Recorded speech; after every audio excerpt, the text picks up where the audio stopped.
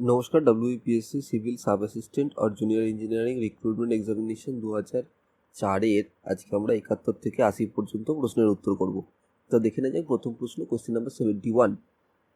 When the degree of consolidation is 50%, the time factor is about. এখানে বলছে যখন degree of consolidation 50% হয় তখন টাইম ফ্যাক্টর কত হবে। ডিগ্রি অফ কনসলিডেশনকে ইউ দিয়ে ডিনোট করা হয়, এখানে বলছে ইউ এর মান 50%, তাহলে টাইম ফ্যাক্টর টিভি এর মান কত হবে। তো প্রথম অপশান দেখে নেওয়া যাক। Option A 0.2, option B 0.5, option C 0.7, option D 1। When you is less equal to 60%, যদি ইউর মান 60%-এর সমান বা 60%-এর কম হয় তাহলে সেক্ষেত্রে TV is equal to π/4 into U square হবে। And when you is greater than 60%, যদি ইউর মান গ্রেটার দ্যান 60% হয় তবে সেক্ষেত্রে টিভির মান হবে 1.781 minus 0.933 log 100 minus U percent, এখানে ইউ পার্সেন্টেজে হবে। তো আমাদের এখানে ডিগ্রি অফ কনসলিডেশন কত দিয়েছে, U is equal to 50% or 0.5, তাহলে এক্ষেত্রে TV is equal to π/4 into U square, এই ফর্মুলা এখানে বসাতে হবে। তাহলে সেক্ষেত্রে টাইম ফ্যাক্টর টিভির মান হবে 0.196 অর 0.2, তাহলে এখানে সঠিক উত্তর হবে অপশান এ 0.2। পরবর্তী প্রশ্ন, question number 72। The shear force in the centre of A simply supported beam carrying uniformly distributed load W per unit length is. এখানে বলছে যে কোন একটা সিম্পলি সাপোর্টেড বিম আছে যেটা কি করছে, একটা ইউনিফর্মলি ডিস্ট্রিবিউটেড লোড ক্যারি করছে যার মান হচ্ছে W পার ইউনিট লেন্থ। তাহলে এই সিম্পলি সাপোর্টেড বিমের সেন্টারে শিয়ার ফোর্সের মান কত হবে সেটা এখানে জানতে চাইছে। তো প্রথম অপশান দেখে নিই। Option A WL/2, option B 0, option C WL²/4, option D WL²/2। এখানে একটা সিম্পলি সাপোর্টেড বিম দেখানো হয়েছে যার ওপরে একটা uniformly distributed load or UDL act করছে যার মান W পার ইউনিট লেন্থ। তো তার শিয়ার ফোর্স ডায়াগ্রাম কীরকম হবে, এরকম হবে। তো এক্ষেত্রে দেখা যাচ্ছে যে মিড পয়েন্টে অর সেন্টার পয়েন্টে শিয়ার ফোর্স তার সাইন চেঞ্জ করছে, তাহলে এক্ষেত্রে মিড পয়েন্টে শিয়ার ফোর্সের মান কত হবে, 0। তাহলে এখানে সঠিক অ্যান্সার হবে option B 0। Next question, question number 73। A breast wall is usually provided. এখানে বলছে যে ব্রেস্ট ওয়াল কোথায় প্রোভাইড করা হয়। তো প্রথমে অপশান দেখে নেওয়া যাক। Option A in the main canal section, option B in the head regulator section, option C in the weir section, option D in the undersluice section. আচ্ছা, এর আগেও আমরা ব্রেস্ট ওয়াল সম্পর্কে পড়েছি। কোথায় পড়েছি? হাইওয়ে ইঞ্জিনিয়ারিংয়ে। হাইওয়ে ইঞ্জিনিয়ারিংয়ে পড়েছি যদি কোনো একটা হিলি এরিয়ায় একটা রোড তৈরি হয় পাহাড় কেটে, সেই পাহাড়ের গা বেয়ে যাতে রাস্তার উপরে ধস না নেমে আসে সেই জায়গায় ব্রেস্ট ওয়াল প্রোভাইড করা হয়। কিন্তু এই প্রশ্নটা দিয়েছে ফ্রম ইরিগেশন ইঞ্জিনিয়ারিং। তো দেখে নেওয়া যাক ইরিগেশন ইঞ্জিনিয়ারিংয়ে কোন স্ট্রাকচারে ব্রেস্ট ওয়াল প্রোভাইড করা হয়। A breast wall is provided in the head regulator section. Head regulator সেকশনে ব্রেস্ট ওয়াল প্রোভাইড করা হয়। তো হেড রেগুলেটর সেকশন কি? It is a masonry or concrete structure at the head of the canal which is taking off from river। কোনো একটা river থেকে যদি কোনো একটা ক্যানেল বার হয় সেখানে ঠিক ক্যানেলের মাথায় হেড রেগুলেটর বসানো হয়ে থাকে। আচ্ছা, হেড রেগুলেটরের কাজ কি? Function of head regulator, number 1 to open or close the discharge in the canal and when required. মানে যখন দরকার হবে, যদি কখনো জলের দরকার হয় ক্যানেলে তাহলে সেক্ষেত্রে হেড রেগুলেটরকে ওপেন করে দেওয়া হবে, জল ভিতরে প্রবেশ করবে। যদি দরকার না হয় সেক্ষেত্রে হেড রেগুলেটরকে ক্লোজ করে দেওয়া যায়। Number 2 to check the sealed entrance into the canal. যাতে সিল্ড ক্যানেলের ভিতরে প্রবেশ করতে না পারে সেটা এনশিওর করে head regulator. Number 3 to prevent the river floods entering the canal. যাতে নদীর বন্যার জল ক্যানেলে প্রবেশ করতে না পারে সেটাকে রোধ করে হেড রেগুলেটর। তাহলে এখানে সঠিক উত্তর হলো option B in the head regulator section. পরবর্তী প্রশ্ন কোশ্চেন নাম্বার 74, এ গ্রয়েন। এখানে গ্রয়েনের ফাংশন সম্বন্ধে জানতে চেয়েছে, মানে ওর কাজ কি সেটা এখানে জানতে চেয়েছে। তো প্রথম অপশান দেখে নিই। Option A, protect the river bank, river ব্যাঙ্ককে প্রোটেক্ট করে। Option B, contracts a river channel to improve its depth, কোনো একটা রিভারের ডেপথকে ইমপ্রুভ করতে সাহায্য করে। Number C, trains the flow along a certain course, একটা সার্টেন কোর্স বরাবর ফ্লোকে প্রবাহিত হতে সাহায্য করে।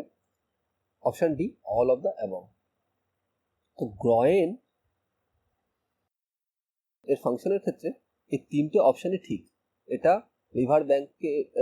রিভারের ব্যাঙ্ককে প্রোটেক্ট করে, এবং এটা ডেপথকে ইমপ্রুভ করতে সাহায্য করে, এবং এটা একটা সার্টেন কোর্স বরাবর জলকে প্রবাহিত হতে সাহায্য করে। তাহলে এখানে option B is correct, all of the above. Next question, question number 75, when the lever arm of a reinforced concrete beam is L and width of the beam is B, then the maximum shear stress in a beam subjected to shear force F will be। এখানে বলছে যে কোনো একটা reinforce concrete বিম আছে যার liver arm এর মান হচ্ছে L এবং বিমের উইডথ হচ্ছে B, এবং এর মধ্যে একটা শিয়ার ফোর্স অ্যাক্ট করছে যার মান হচ্ছে F।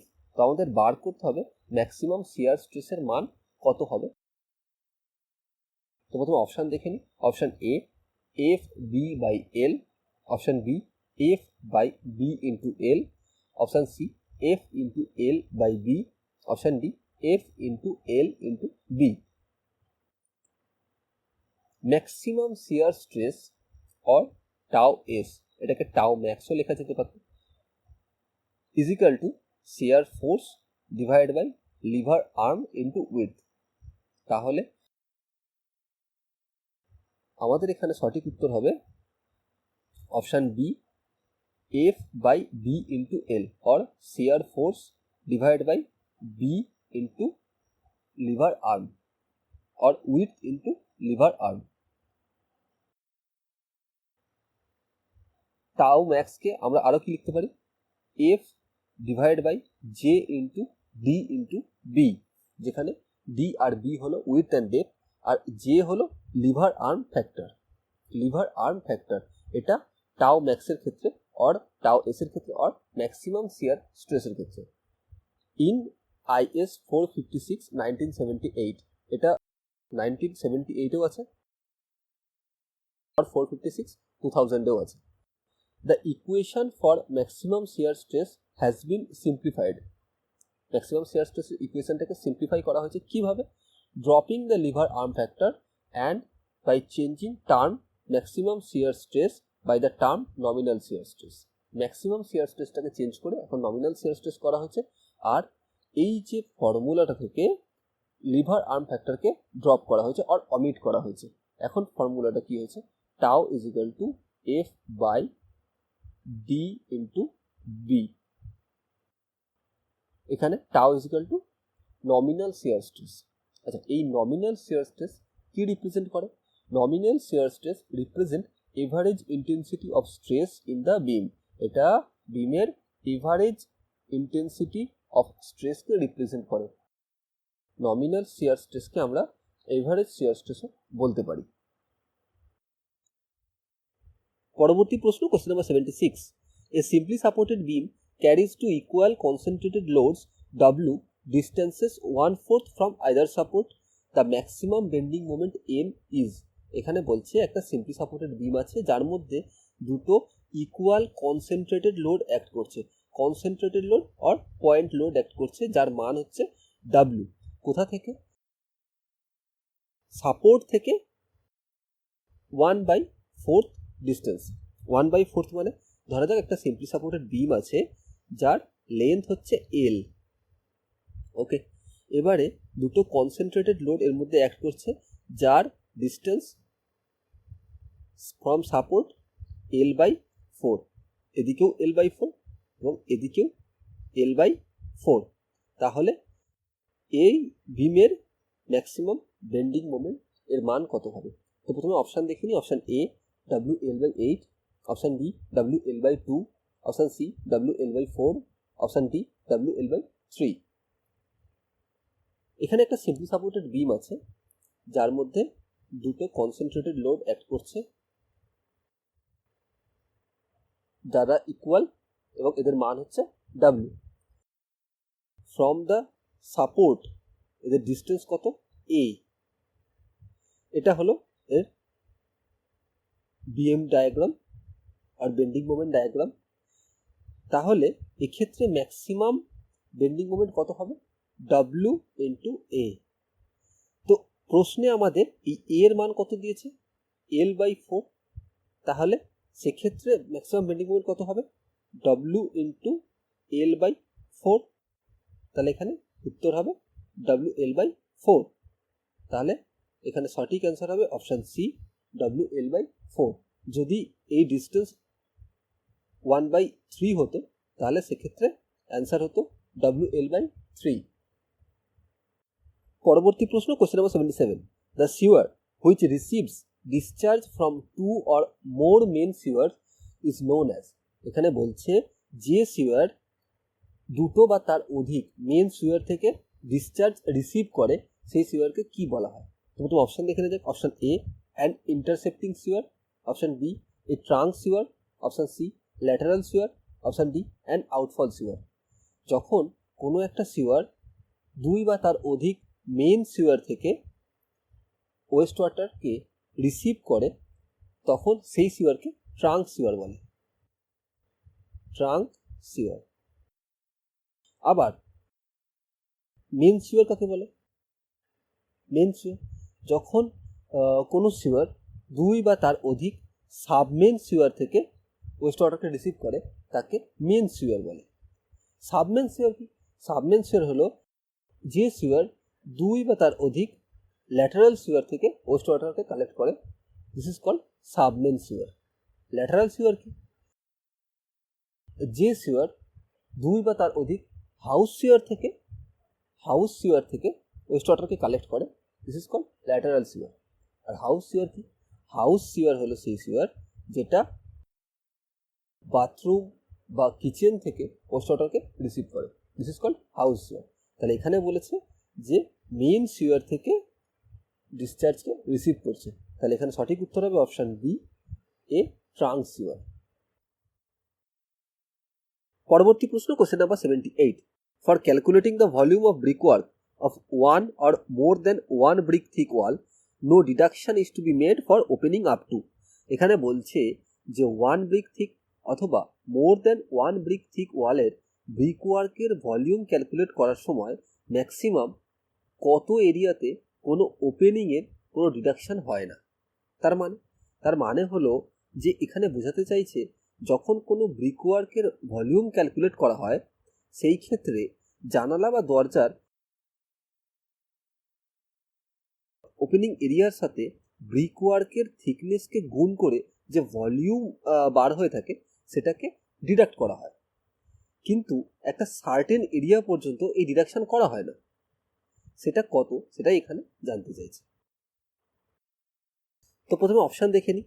Option A 0.1 square metre in area, option B 0.5 square metre in area, option C 1.0 square metre in area, option D 1.5 square metre in area. As per IS 1200 part 3 clause 4.1.4, IS 1200 part 3 clause 4.1.4 এ এখানে দেওয়া আছে no deduction or addition shall be made. কোনো deduction অথবা addition করা হবে না opening up to 0.1 metre square in area. তাহলে 0.1 মিটার স্কোয়ার এরিয়ার ওপেনিংয়ের জন্য কোনো অ্যাডিশন অথবা ডিডাকশন করা যাবে না। তাহলে এখানে সঠিক উত্তর হলো option A 0.1 square metre in area. পরবর্তী প্রশ্ন, question number 79। The shear strength in plastic undrained clay sample is due two.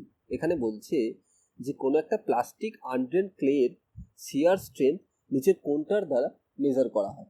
তো প্রথম অপশান দেখে নেওয়া যাক। Option A inter granular section, option B cohesion, option C internal friction, option D water content. as per Coulomb's theory, tau is equal to c plus sigma tan phi. এখানে tau কি? Tau is equal to shear strength, c is equal to cohesion, phi is equal to angle of internal friction, and sigma is equal to normal stress. তো এই যে ফর্মুলাটা, এটাকে পরে রিমডিফাই করা হয়, যেখানে tau is equal to c dash plus sigma dash into tan phi dash. এখানে sigma dash is equal to effective stress and c dash and phi dash is equal to effective cohesion and effective angle of internal friction. তো plastic আনড্রেন ক্লের ক্ষেত্রে phi এর মান হয় 0। তার কারণ কি? তার কারণ হলো প্লাস্টিক আনড্রেন ক্লের ক্ষেত্রে গ্রেন টু গ্রেন কন্ট্যাক্টটা পসিবল হয় না। গ্রেন টু গ্রেন কন্ট্যাক্ট হলে তবেই তো তার মধ্যে অ্যাঙ্গেল অফ ইন্টারনাল ফ্রিকশন তৈরি হবে। তো আনড্রেন ক্লের ক্ষেত্রে এটা পসিবল নয়।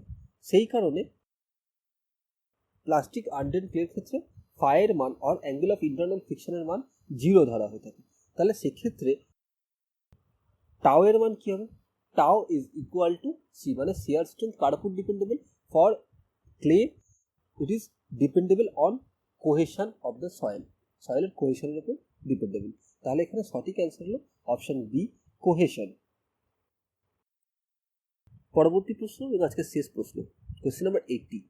When a semicircular plane figure is rotated about the diameter as axis, the solid of revolution generated is called. এখানে বলছে কোন একটা সেমি সার্কুলারের তার ডায়ামিটারকে রোটেশন অ্যাক্সিস ধরে সেটাকে রোটেট করা হবে, তার ফলে যে সলিড ফিগার তৈরি হবে সেটাকে কি বলা হবে? তো প্রথমে অপশন দেখি। Option A cone, option B a cylinder, option C a hemisphere, option D a sphere. তো এখানে এটা একটা সেমি সার্কেল এবং এটা হলো এর ডায়ামিটার ডি। যখন কোনো একটা 2 ডাইমেনশনাল ফিগারকে তার কোনো একটা ইমেজিনারি অ্যাক্সিস বরাবর সেটাকে রোটেট করা হয়, তার ফলে এটার একটা 3 ডাইমেনশনাল ফিগার পাওয়া যায়। এক্ষেত্রে সেমি সার্কুলারকে তার ইমেজিনারি অ্যাক্সিস বা রোটেশন অ্যাক্সিস ডায়ামিটার ধরে যদি এটাকে রোটেট করা হয়, তাহলে এটার একটা 3 ডাইমেনশনাল ফিগার পাওয়া যাবে, সেটা হলো স্ফিয়ার। তাহলে এখানে সঠিক উত্তর হবে অপশন ডি, এ স্ফিয়ার। আজকে এই পর্যন্তই। Thank you for watching.